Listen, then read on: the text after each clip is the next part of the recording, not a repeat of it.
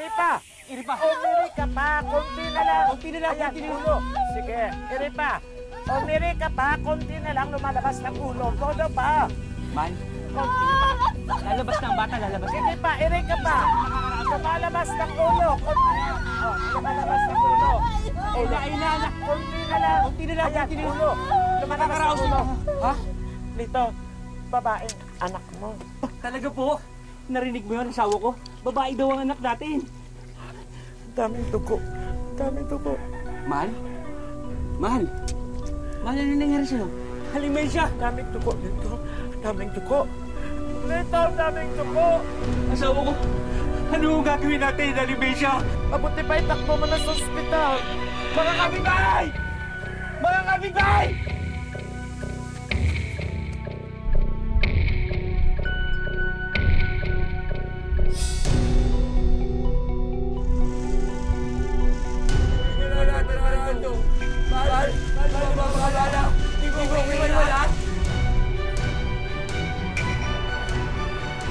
Bakit to? Ano po ibig sabihin pagtitig niyo sa akin na ganyan? Ano po ibig sabihin niya? Ginawa na po namin ang lahat. Pero wala na pong buhay. Oo! Wala na ang asawa ko! Hindi! Aba, asawa ko! Mahal! Mahal, di ba sabi mo, di tayo magkakaiwalay? Mahal! Gumising ka! Gumising ka, mahal! Mahal! Bakit mo ko hiniwan, mahal? Alam naman ninyo ang nangyari kagabi. So, saksi si Georgette dyan. So, matagal na pala sila nangailangan ng midwife doon. So, si Georgette ang bagay na ipadala doon. Taran! Uy, ano tayo? May nanalo na! O ito, corona mo. Sa'yo na. Kayang-kaya mo yung Georgette. Congratulations, Bess! Para sa isang extra challenge na assignment na yan. Bakit extra challenge? Matagal naman ako nagpapaanak. Kahit na. Tsaka isa pa, tingin mo ba agad-agad sila maniniwala sa'yo? At tsaka, hindi sila magtitiwala sa'yo agad-agad mo. Bakit naman hindi? Professional ako. Tsaka ano naman yun kung makita ko yung kanila. Kahit na. Lalaki ka pa rin. Tsaka, mahihiya mga taga ron magpatingin sa'yo, no? I know, para sa kanila, ang kumadrona, babae lang, hindi lalaki. Kung ganun, ma'am, bakit ako ang papadala niyo? Georgette, alam kong magaling ka, kayang-kaya mo yun. Ikaw ang dapat padala doon. Ako talaga, ma'am? Yes, ikaw talaga. Good luck, Bess! Bye-bye! Ang pagiging kumadrona raw ay inilaan para sa mga kababaihan dahil lubos nilang naunawaan ang mga pinagdaraanan ng mga kapwa-ina kapag sila'y nagsisilang ng sanggol sa mundo. Pero sa tampok nating kwento ngayon sa Wish Ko Lang, ang midwife na si Georgette, hirap makuha ang tiwala ng kanyang mga pasyente dahil siya'y lalaki. Paano nga naman maintindihan ng tulad niya ang tunay na pangangailangan ng mga babae? Mabuti naman at magpapadala na sila ng bagong kumadrona dito. Tagal natin hiningi yan sa munisipyo. Oo nga eh. Kabuhanan ko pa man din ngayon. Ayoko naman matulad sa nangyari kila Mang Lito. Sandali. Hindi ko kasalanan na nangyari. Malay ko may diferensya ang asawa ni Lito. Hindi ko alam. Ano naman ho ang masasabi nyo ngayon na may paparating na kumadrona dito? Ang sa akin lang, andito ako pag kailangan niyo ako kahit anong oras. Baka naman nakakalimutan, ilang taon na akong nagpapaanak sa mga buntis na taga rito. Diba? Teka, doon na ata sila. Oo nga. Abay, hindi lang kumadrona ang dala. Pati doktor meron. Doc, magandang hapon po. Kasama niyo rin ho ba yung bago naming kumadrona dito? Dok, kasi naipangako ng munisipyo na mapapadala sila ng kumadrona dito. Hindi. Ako nga ho. Dad, excuse me. Naku, tamang-tama po. Kapain mo, may bukol ako dito sa likod.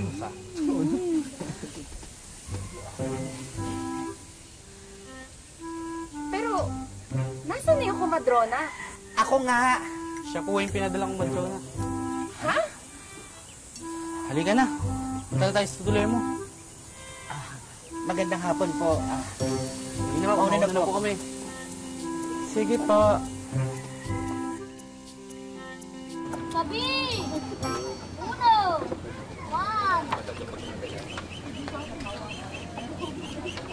Kiramay po.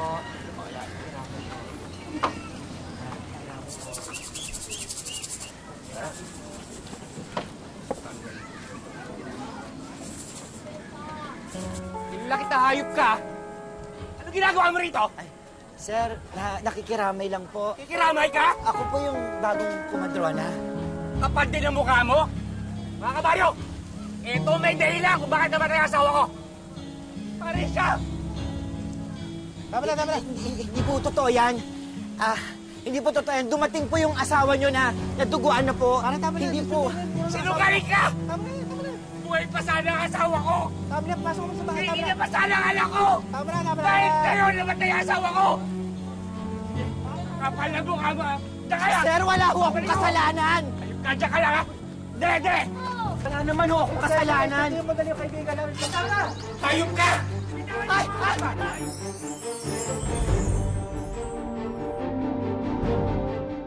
Wish ko lang Hayop ka! Hayop ka!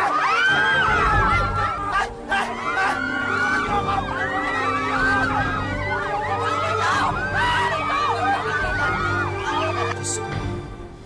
Unang araw ko pa lang dito, muntik pa ako ma-chop-chop, lady. Ipagpasensyahan mo na si Mang Lito. Mabait naman talaga yun eh. Mahal na mahal lang talaga niya ang asawa niya. Ang totoo niyan eh, ang naawa ko sa anak niya. Lalaking walang nanay. Kaya nga ako nandito eh. Para hindi na mangyari yun. Pero, ang feeling ko hindi ako welcome. Pati yung mga ibang buntis, parang ayaw nila yung presence ko dito. Eh masisisi mo ba sila? Eh lalaki ka. Paano yung bukas may demo ko? Baka walang pumunta. Kasi di ba, image ko dito sa inyo parang mamamatay tao ako. Huwag kang mag-alala. Sasamahan kita sa pagtuturo mo. Talaga? Kami ni baby. Bagamat pursigido at determinado si Jojit, nagampanan ang kanyang trabaho bilang kumadrona, naging isang malaking balakid sa kanya ang nakagisnan ng marami. At ito ay ang ipagkatiwala lang sa kamay ng kumadronang babae o kaya'y sa makalumang hilot ang mga buntis sa kanilang lugar. Ano nga ba ang kailangan niyang gawin at patunayan para makuha niya ang loob ng mga inang nais niyang tulungan? Beth, parang walang pupunta eh. Umuwi na lang tayo. Maghintay ka lang. Busy lang yung mga yun. Busy? Ano yung na-traffic sa bukid? Ikaw naman, ang dali mo naman panghinaan ng loob. Tingnan mo, maghahapon na. Matutulog na lang ako.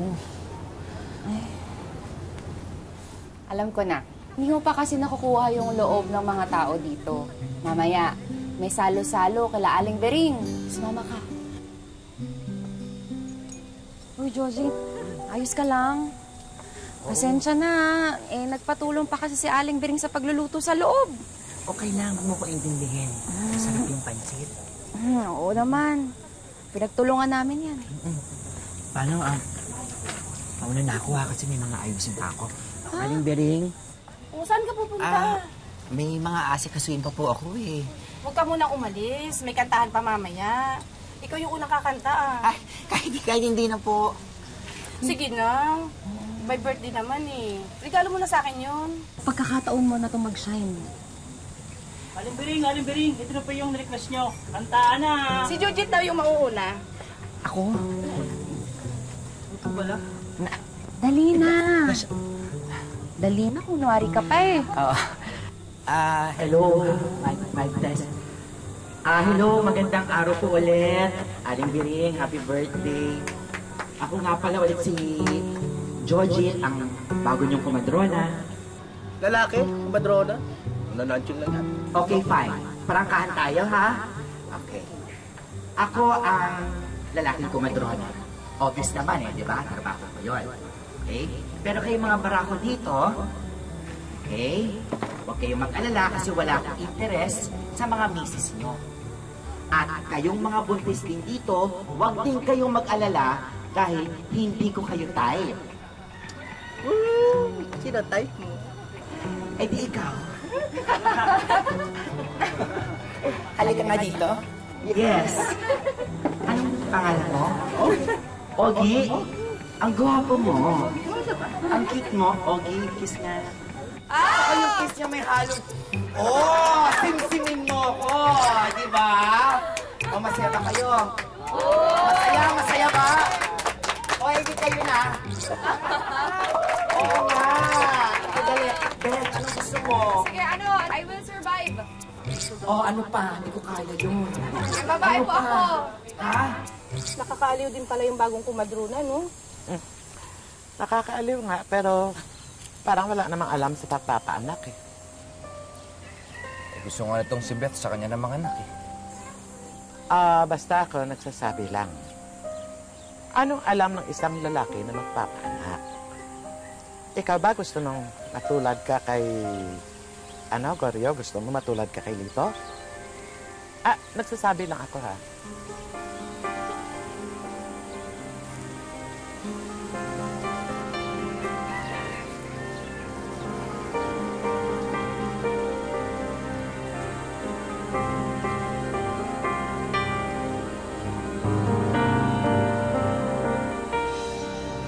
Ikaw ba titigas talaga ng ulo mo eh, no? Di ba sinabi ko na nga sa'yo na huwag ka magpapatingin dyan sa lalaking kumadronang yan? Eh, ano bang problema mo kay Jojit? Beth, ipapatingin mo yung ano mo. Ano ka ba? Ako lang dapat na nakakita dyan. Diyos ko naman, Goryo. Professional tong taong to. Tsaka sa tingin mo, magkaka-interesan sa ano ko? Aba, kahit na. Lalaki pa rin yan. Teka, nagsiselos ka ba? Pati ba naman, kumadrona, pagsiselosan mo? Mas okay na nga yan si Jojit eh, kaysa sa mga hilot-hilot lang. Ikaw ba't sinasabi ko sa'yo? Kapag may nangyari lang sa anak natin, ako, hindi ko na alam ang magagawa ko sa lalaking kumadronang yan. Goryo, tumigil ka nga. Ginagawa ko to para sa magiging anak natin. At para na rin sa'yo. Siya, sige. Sige.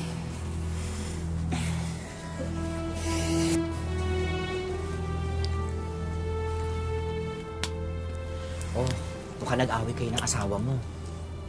Ewan ko ba dun? Pati ba naman ikaw pinagsiselosan? Alam mo, mga lalaki talaga, no? Pati yung mga misis nila parang ayaw sa akin. Ikaw ang kauna-unang pasyente ko, alam mo ba? Sige na, ibuka mo na. Eh, teka lang. O bakit? Kasi parang... Parang ano? Huwag mong sabihin sa akin...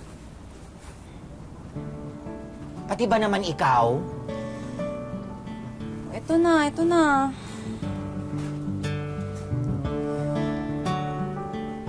Yan na yun. Paano ko makikita yan kung di mo ibubuka ng maayos? Ano gusto mo, i-telescope ko pa yan? Eh, teka lang. Nahiya kasi talaga ako. Eh, yung mister ko lang nakakakita niyan eh. At ikaw ang pangalawang lalaking makakita dyan. Wow. Honored naman ako. Sige na, ibuka na para matapos na tayo. Ibuka mo na maayos. Yan. Oh, okay? Oh. Relax. Ha? Relax. Okay. Relax. Umayos ka, baka mamaya kung anong ma-inspection ko. Okay. Here we go. Sige, Joseph, ito seryoso na. Oo. Kumusta naman dyan sa ibaba?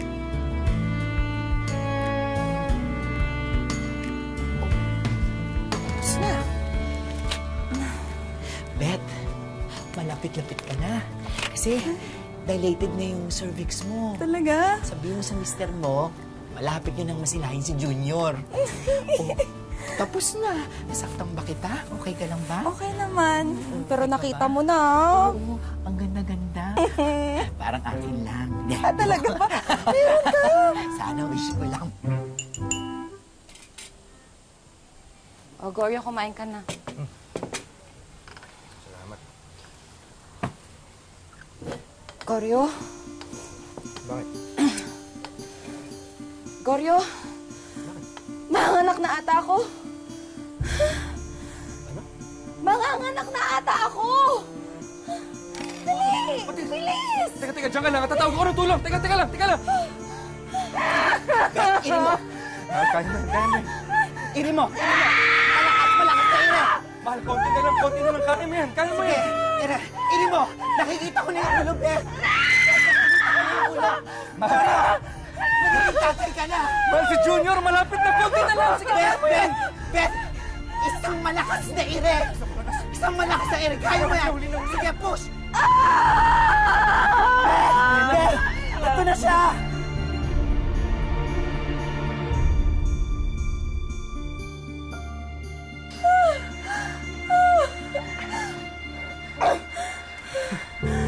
Aling Mensya!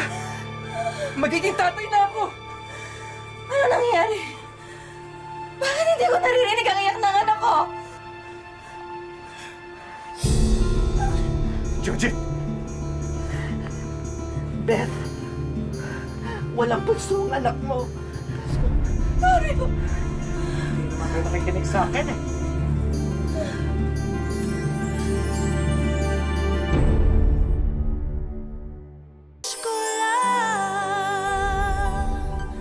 Judith! Ano nangyayari? Bakit wala akong naririnig na iyak? Beth! Walang puso ang anak mo! Goryo! Bakit ganon? Eh, ayaw nyo naman kasi makinig sa akin eh. Goryo, ano nangyayari? Gawa mo ng paraan to, Joji! Ano ginawa mo? Wala pang 2 minuto! Wala pang 2 minuto! 1, 2, 3, 4. Hinga na, baby. Hinga na, please. 1, 2. Pinagkatiwalaan kita. Pero ano nangyayari? Walang buhay ang anak ko! Baby, huminga ka na. Hinahanap ka nila, mami, please. Baby, huminga ka na, baby. O ayan o, sinasaktan yung anak ninyo, wala na yung patay na yan. Naku, nalalamok na anak ninyo. Kasi pinagkatiwalaan kita. Gumawa ka ng paraan. Walang hiya ka! Mamasaktan na ako!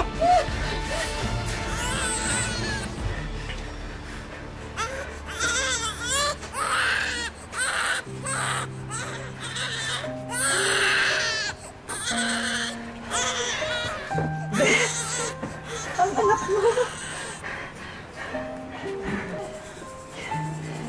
Beth. Beth, si Junior, oh.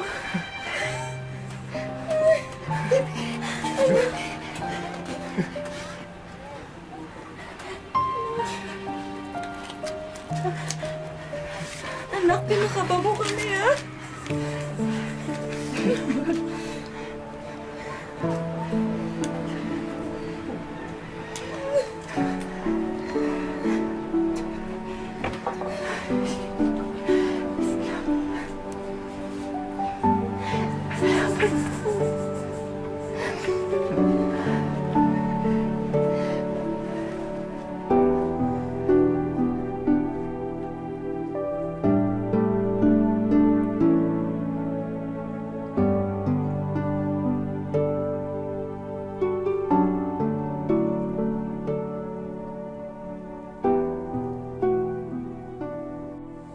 Welcome to the Christian world, Gregorio Santos Jr.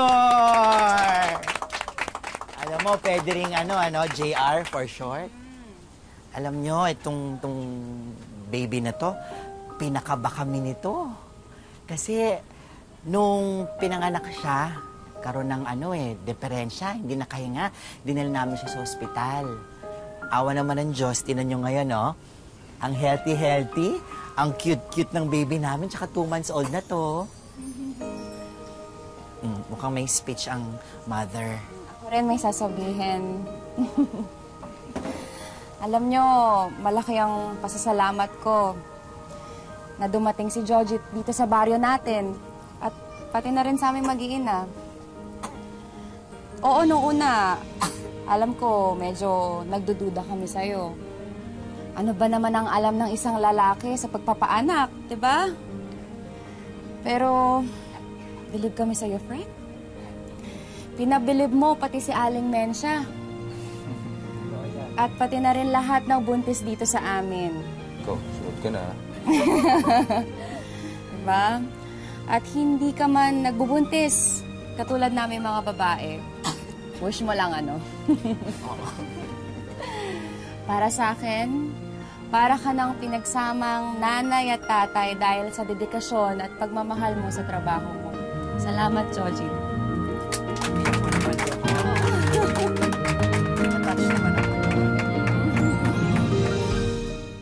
Very good. Push.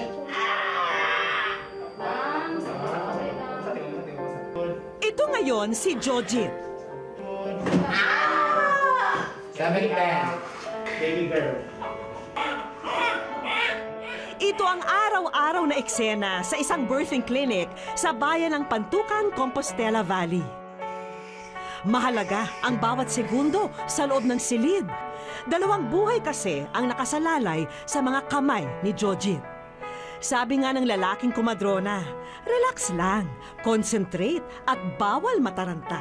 Yung una po kasi, nung una exposure ko talaga na nag-handle, munti ka nahulog yung bata. First exposure ko yun doon sa school. Tapos sabi ko sa sarili ko, nung nahulog yun, ang laking problemang mangyayari. So, pinamis sa sarili ko na hindi na mangyayari ulit. Hindi lamang sa birthing clinic natatapos ang kanyang serbisyo. Kahit kasi mga liblib na lugar, basta may buntis, personal na pinapasyalan ni Jojit. Alam niya kasing maaaring malagay sa panganib ang buhay ng ina at ng sanggol sa sinapupunan nito kung hindi sila matitignan ng isang trained midwife. Napaka-fulfilling. Paglabas pa lang pag umiyak yung baby at nakita mo talagang buhay. Doon mo masasabi na parang okay na, parang wala ka nang aanuhin pa. Parang feeling mo, ganun ba siya kamilagroso? Pero kung may isang pasyente na hindi makakalimutan si Jojit, ito ay ang kauna-unahang kaso ng sanggol na kinailangan niyang i-revive dahil hindi raw humihinga noong ipinanganak. Kaya pala ang tagal lumabas kasi inisting ng cord yung baby, nandito dalawa, left and right, tapos nakapulupot ng 3. So nung nalusan ko na yung cord, natanggal ko na, nung nilagay ko yung baby sa tiyan ng mother, doon ko na-notice na pale na talaga yung baby, wala na, hindi na talaga umiyak. So doon pa lang, kinat ko na yung cord, nag-try na ako ng CPR. Nakita ko yung baby na umiyak na. Tumulo lang yung luha ko, pero hindi ko talaga pinapahalata. Oo, na super happy ako that time na na-revive yung baby. Ordinaryong araw ito para kay Jojit, pero magiging extraordinaryo ang tagpo dahil sa isang espesyal at napakabulinggit na bisita. Ay! Sa dinami-rami ng napaanak ni Jojit, sa unay hindi niya agad nakilala ang bata. Hanggang sa may iabot ito sa kanya. Magtaka ka pa kaya, Jojit, sa ibabalita namin sa'yo? Sir Jojit, maraming salamat po sa aking buhay. At dahil po dyan, ikaw ay nasa... Wish ko lang!